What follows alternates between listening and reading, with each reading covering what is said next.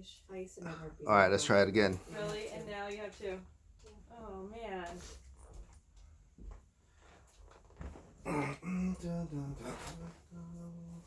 Okay.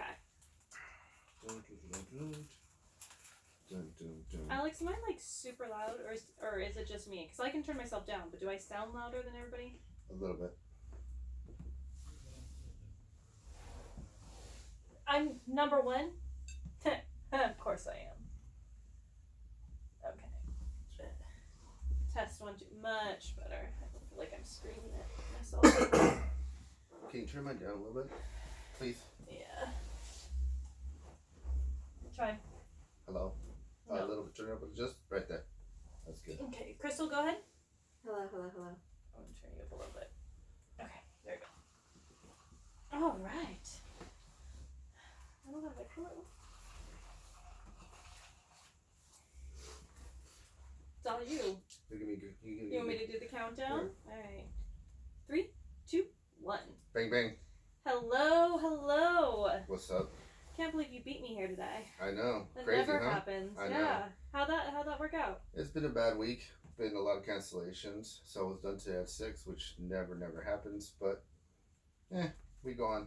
All right. How was your week? It's really, really long and exhausting. So you're happy it's over? I am. Nice. I am. For our listeners, this is a Friday night, and it has kind of been the week of hell. Actually, for me, it hasn't been a week of hell. It's just been a week of just cancellations. Is it because the weather's been so yuck? Who knows? I'm tired trying to figure it out. So, I got some good news for you and I got some bad news for you. Okay, I always like to lead with bad news and end on a good note. Okay, so you want the bad news? I do. So the bad news is that you asked me to bring you 2 people to interview on our podcast. I did. And I got them. You did. That's true. Okay. Are you ready? I'm ready. So I didn't bring you not 1, but I brought you 2 of my family members. You know, I have known you for, how many years did we decide the other day? It was 2013, so it's 2019. Do math. 6. I'm proud of you. 6 years. I have never met any of your family members. I think you have.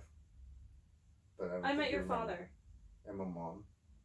I have met your mom. That's true. And I have met your mom. And I want to say, I think you've met our guest, who is my sister now, which is Dr. KRYSTLE Madrid. Welcome. I'm so excited to have you here. Thank you. I'm not sure I've met you before, though. Probably. I usually meet people on the fly. I'm pretty sure you better. All right. Well, then I'm... At the very least, an introduction of some kind. I'm sure. Well, welcome. Nice to meet you again. No worries. Awesome. So why don't you tell everybody a little bit about yourself? I am a clinical psychologist. I got my degree from Pepperdine University. I did my internship at Boston University School of Medicine, where my focus was on clinical forensic psychology. And I came back to California and did my postdoctoral fellowship at Harbor UCLA, working in clinical and forensic studies. Okay. Now, what does that lead to? Generally speaking, you work in the forensic world. So I was working for a period of time in Ventura County, where I was responsible for 75 patients that were in the state hospital system. So those are individuals that have committed a heinous crime of some kind, but at the time of their crime, they were deemed legally insane. So rather than spending time in a jail system or prison, they go to a state hospital. So let's say a typical human being who does something heinous, let's say a murder, and gets 15 to 20 years. Somebody who's deemed mentally insane at the time of the crime doesn't get those years. They just get committed to a state hospital. So it can be... For how long? It could be indefinite. Oh, okay. Right. So someone who's not gets a specific time frame. And someone who is found mentally insane gets no time frame. So they are, depending on where the crime was committed, they belong to that county. Okay. So I had all the Ventura County clients. And these patients are in a state hospital and they're required to be evaluated. So every 6 months, I would go and evaluate them and determine, are they ready to come out to the community or not? And if they weren't, they remain in the state hospital.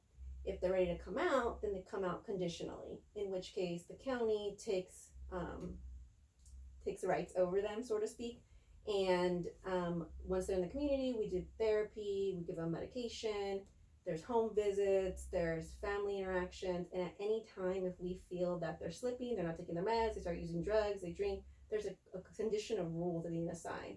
If at any time they're out in the community and they violate any one of those rules, we revoke them, they go back to the state hospital. Got it. And so do these patients stay with you until their sentence is... Well, they belong to the county, and then Right. once they essentially are always in a conditional release program. Got it. So So do they stay yours? Do you still have these 75 no, patients? no, I don't. They stay with the county. So once I left the county, they stayed there. Okay. So I left the county and moved to LA County, and I worked in the jail system. So LA County Jail. So I worked at Twin Towers, and then I did the stint of my work there at Century Regional Detention Facility. So that's Yes. for women. Yes. So that's where I was working for the last 4.5 years, and recently made a transition, and now I work with the fire department. Wow. Yeah. So now That's I a work with big change. So now you're not working with Right. deviants. It is and it isn't in a way, because when I was working in the jail, my team consisted of sheriff deputies. So Okay. I was working alongside first responders. And although my training, a lot of it was in forensic, really the heart of what I love to do is trauma work. Oh. So you like to get in and make a quicker diagnosis with a plan. yeah, because in a jail, it's very quick. It's could be anywhere from 24 hours to a couple of years that they're there. So you really don't know. It fluctuates depending on their sentencing and where they're at in their trial. So you can't really do work. Like, you can diagnose, you could get them coping skills, you can work very quickly with them, but then you can't unpack anything. You can't really do the real work. So I was ready to transition, and in the jail setting, it's very acute, very critical patients, and I was just ready for a change. Yeah. And as odd as it sounds, I mean, you can only see so many murderers and robbers. Like, it gets old after a while. It's like same old, same old. In a way, yeah. That's the weirdest statement I've ever I heard. know. I get it though. It's just like work. You get used to it. Yeah. It's just like every day. Oh my every day is gosh. the same thing, in and out. I in would and out. think you would have to have a change. There's only so many sad stories that you can hear Yeah, and then before it affects you, I would think. I mean, in a way, but we are trained to help build up your stamina Sure. and don't take it home. But in reality, what the big problem of it is, you start to feel, you get cynical, you start to notice that your empathy maybe starts to wane and waver. You know, I can imagine. yeah, and then, you know, I like to travel a lot, so I would travel, and then I would come back, and I was like, oh, here we go again to cement walls, no windows, you know, you're in It's there. a jail. It's Yeah. not. It's Yeah. not a good time. You can't have your phone on you. Yeah. So when I would work, I would feel like I'm dead to the world for 4 days, because I would work 10-hour days. I go in, I would leave my phone in the locker, you do your work, you go out, maybe walk around for a little bit. There's really no cell service, so then it's like I was legit dead to the world Yeah. until I Yeah. would leave the facility. Wow. Yeah. So let me ask you this, just because I know this, and I know I mentioned it to you, when you were working for your doctorate, right, in Boston. Mm-hmm. So how was it? You worked in the jail system there as well, right? Yeah, so I worked in a state hospital, and it was a hybrid. So it was a state hospital, but it was run by the Department of Corrections. Oh.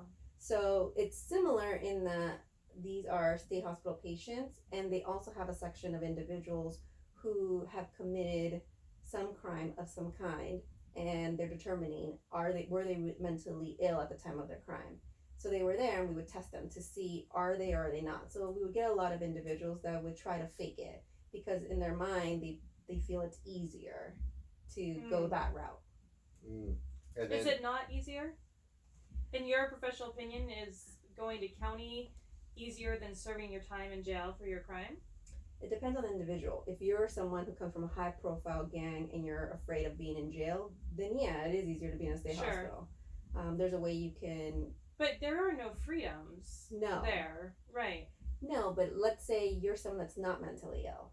If you somehow game the system and you go to a state hospital, then you have a free range of the ward, essentially, Oh, I see. because you're not incapacitated in some way as somebody who truly is severely mentally ill and in this Right. place. yeah, right. I've heard people that get locked up and they say they're gay because they're put in a gay unit.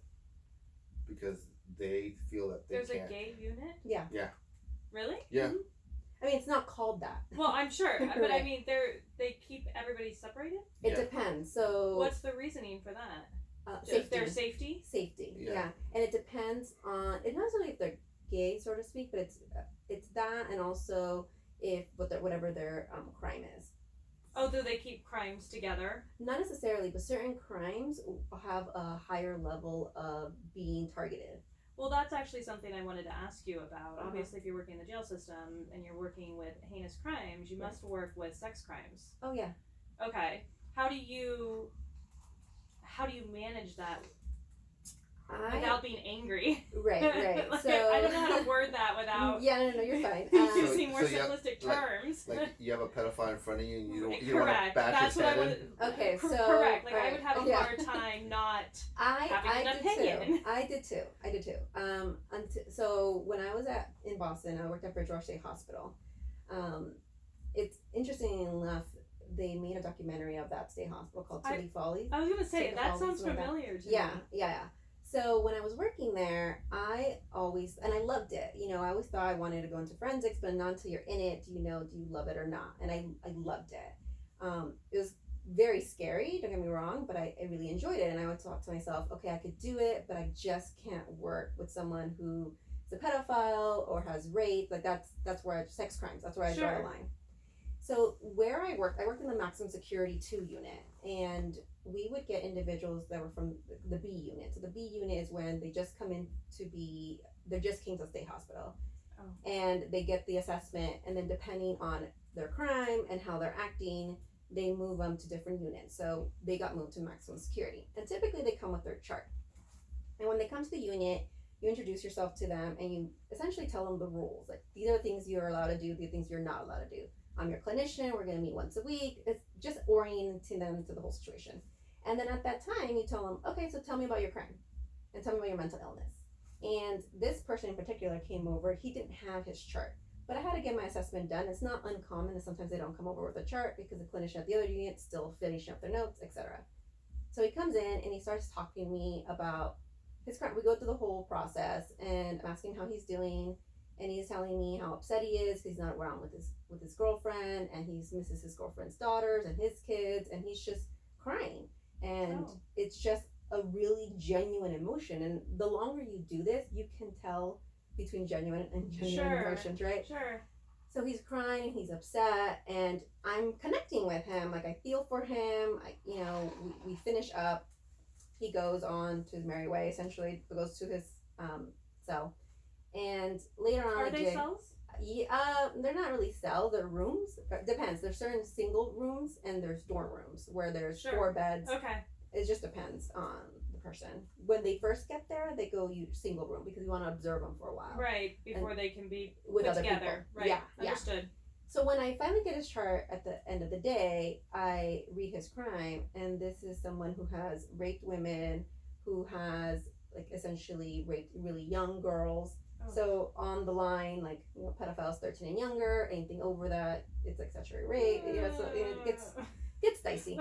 Line's a little blurred for Right, me. right. And so when I saw that, I was beside myself, and I was like, right. oh, it was. Because you connected. I connected with somebody who had made that crime, and even now that I had his crime in front of me, and I knew his history, it still didn't matter.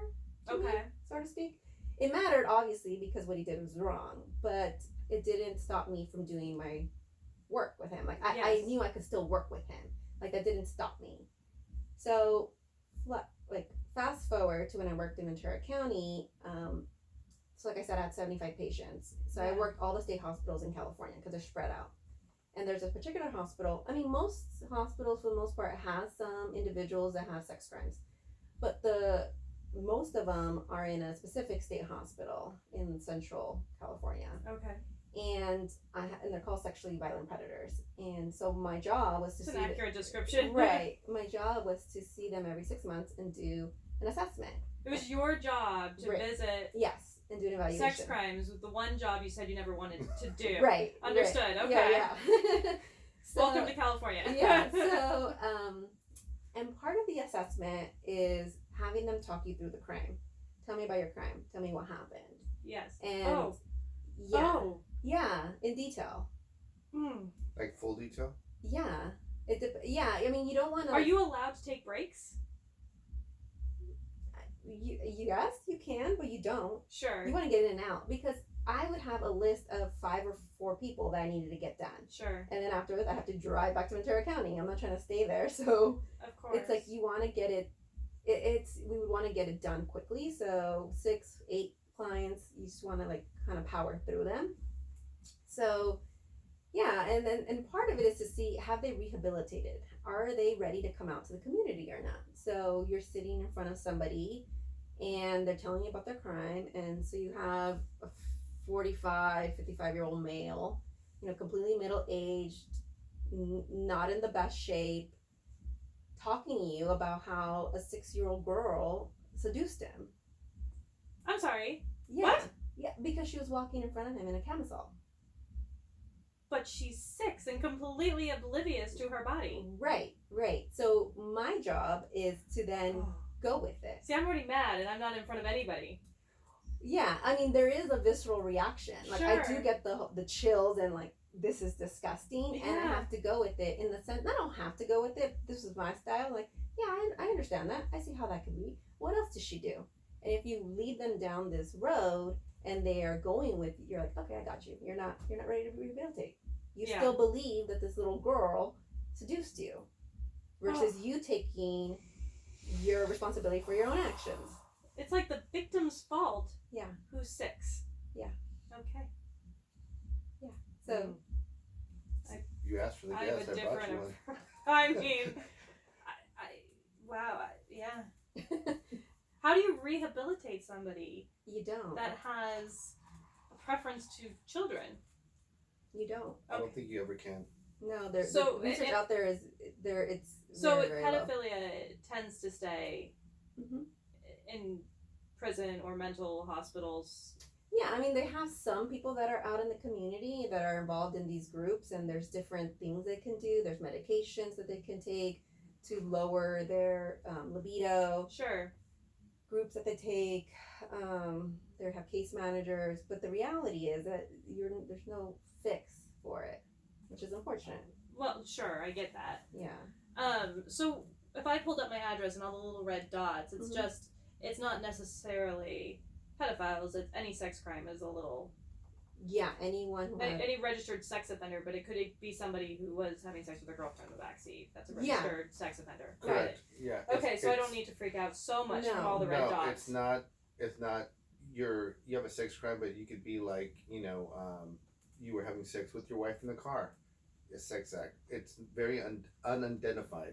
So, but true heinous sex criminals generally aren't out in the community if they've been caught. Yeah, if they've been caught.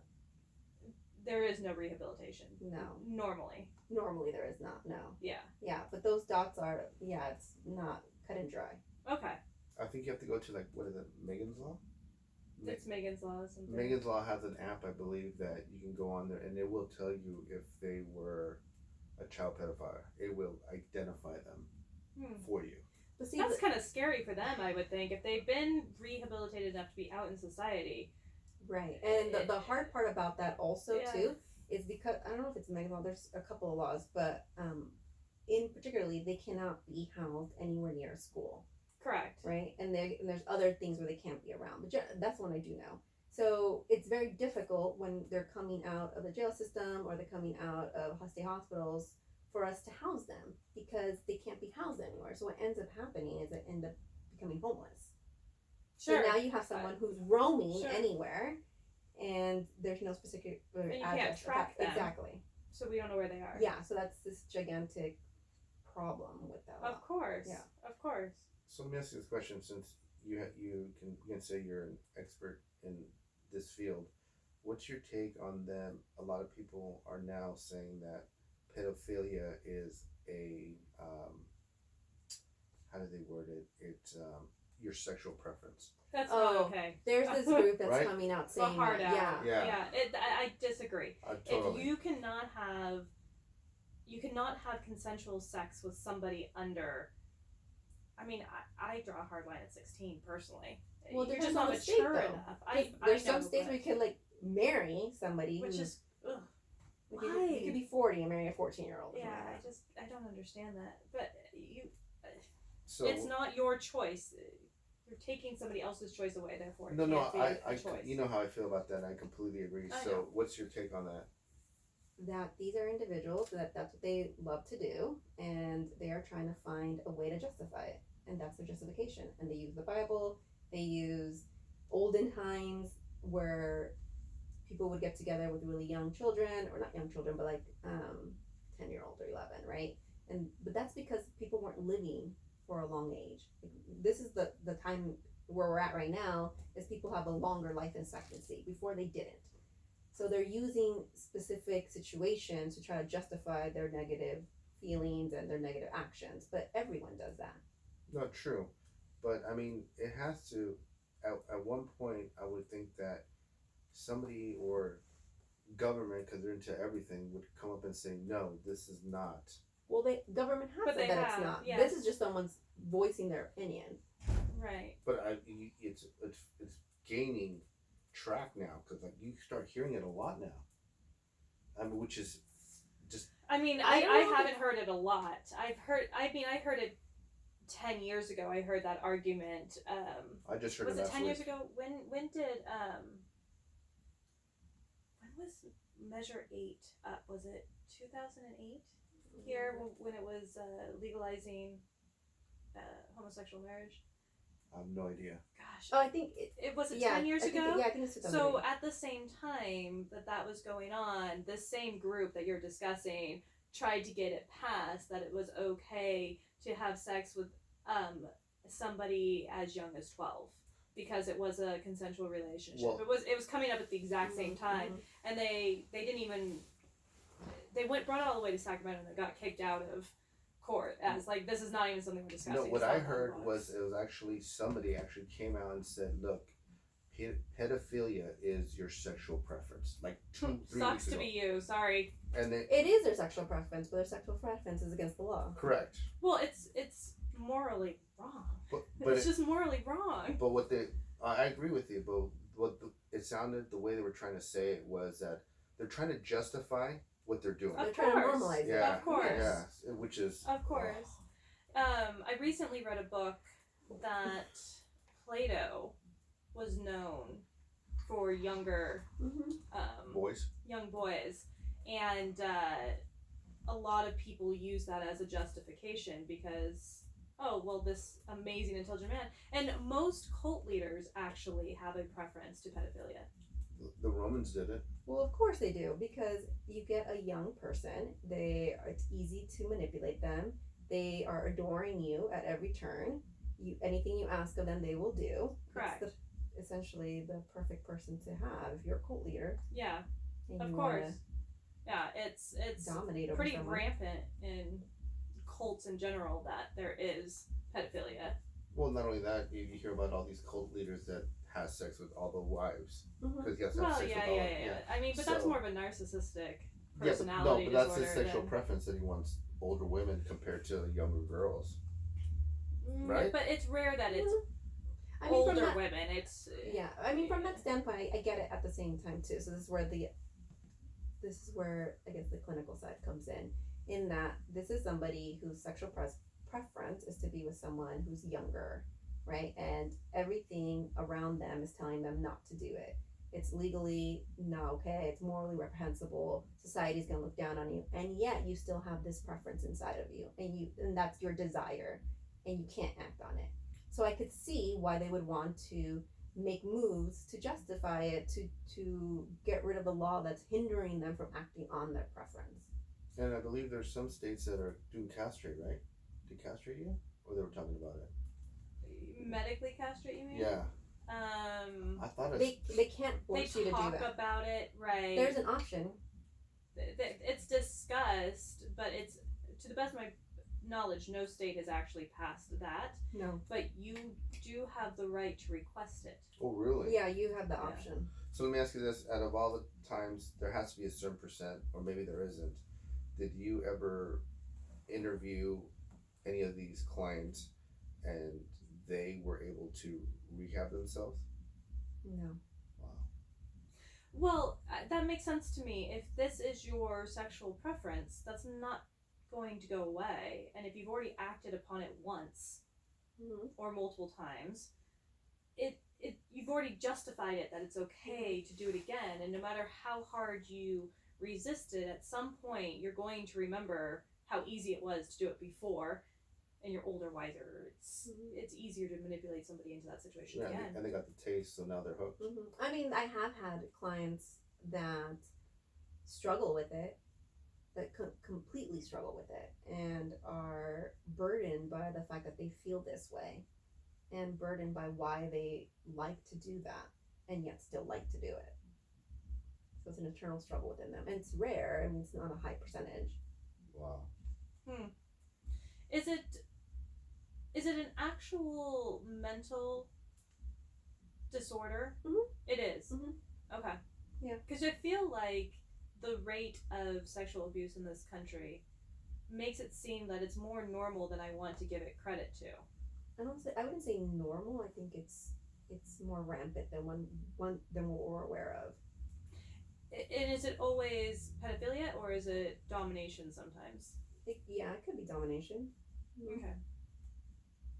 Because it's what did we say the statistic was the other day? It's like 1 in every 5 women have been sexually abused at some point in their life.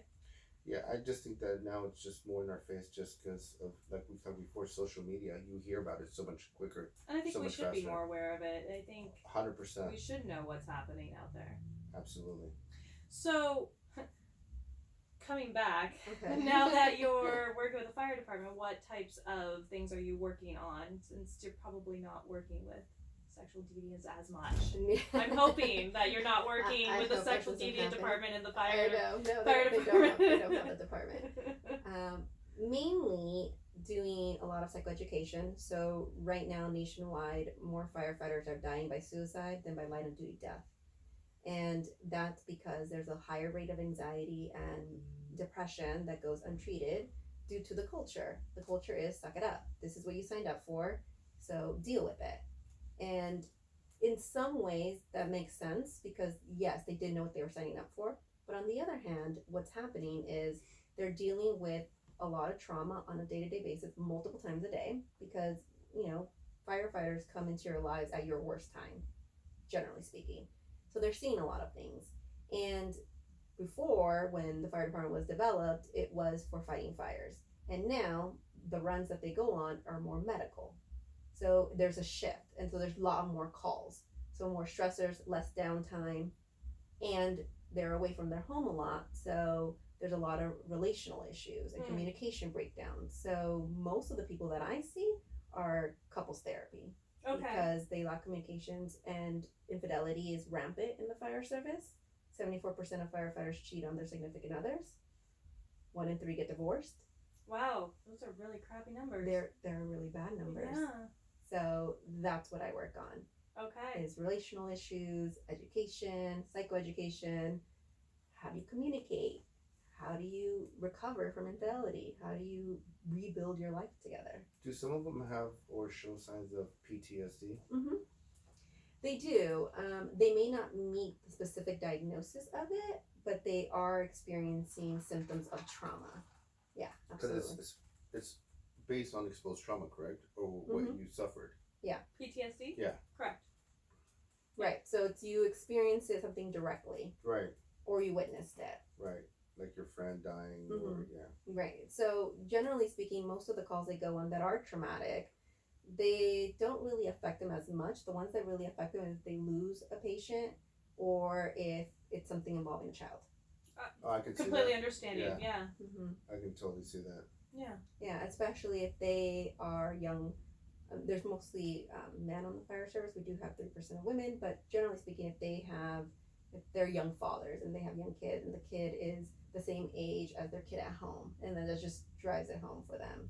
Sure. So they're affected by it. That's human, right? Yeah. Right, that's a human reaction, and my job is to tell them that's a human reaction. So I have to get called out and say, this we went on this run, this happened, this guy is noticeably affected by it. And I'm like, okay, and like that's okay. Like he could completely be affected by it, it's all right. But they don't like that. They don't like to see emotion because then they think this person is not focused, he's weak. Because they work in teams, like I don't trust myself going on a call if he's not in the game. His head's not in the game. Which I can see that. Right. There's that aspect of it too. But what my job is to explain all of that and also tell them, actually, the one who's crying or not like getting weepy or getting a little glassy eyed, right? Yeah. Who's feeling it? I'm not concerned about that person. I'm concerned about the other guy who's on the wall, like avoiding eye contact, clearly trying to keep it together, but you know he's gonna crack at any moment. That's the one I'm afraid of. Like, right. we need to talk to him. But for the fire service, like, no, that's the one we want. Like, he's keeping it together. Like, no, he's not. Right. So right. it's these differences of opinions and really explaining to them what needs to be done and what's important and what they need to focus on. Okay. Now, what was it about the forensic portion of your studies that you really enjoyed? What did you like about that? So I liked working with severe mental illness. Okay. I What is loved it. considered severe mental illness? So I guess if you think of someone who is schizophrenic, so hearing voices, right. Completely acting out, acting bizarrely, telling you things and thoughts of people being after them, there's things implanted in their body, that's fun to me. Like it's never right. boring, right? Like, well, there's multiple people to talk to at the time, right? right. So I really like a party that. of one. I really enjoyed that, and I love doing psychodiagnostic testing. So is schizophrenia like? I don't know how to word this without sounding offensive. Is it? It really is hearing. It can be and imagining things that aren't there. Right. They believe but you believe it. Sure, yeah, sure. Yeah. It's a deep-seated belief, right? Well, they hear it. Okay. But they do hear it. Yes. Okay. They generally hear it. Yes. All right. They hear it, they believe it, which is why treatment is hard, because here's somebody who's have been hearing this for years at times, and then here comes a clinician telling you, no, that's not real. It's like, how is that not real? It's their reality. Yeah, it's their reality. Well, yeah, I get it. I mean, how do you convince them that it's not real when they hear it? You have to encourage them to take their medication, which takes a lot of work. Well, the medication doesn't feel good too, right? It doesn't. It has a ton of side effects. So not only does it have a ton of side effects, and they're on other medications to help with those side effects. So then you have to do the judgment call. Like, what's better? Like, is it better to be completely off medications and living on the street, not having a job, no one to talk to, or do you take some medications and suffer with a little less with these side effects? So it's you take the lesser of two evils. Right. And not necessarily everyone's going to have these immense side effects. It just depends on the individual.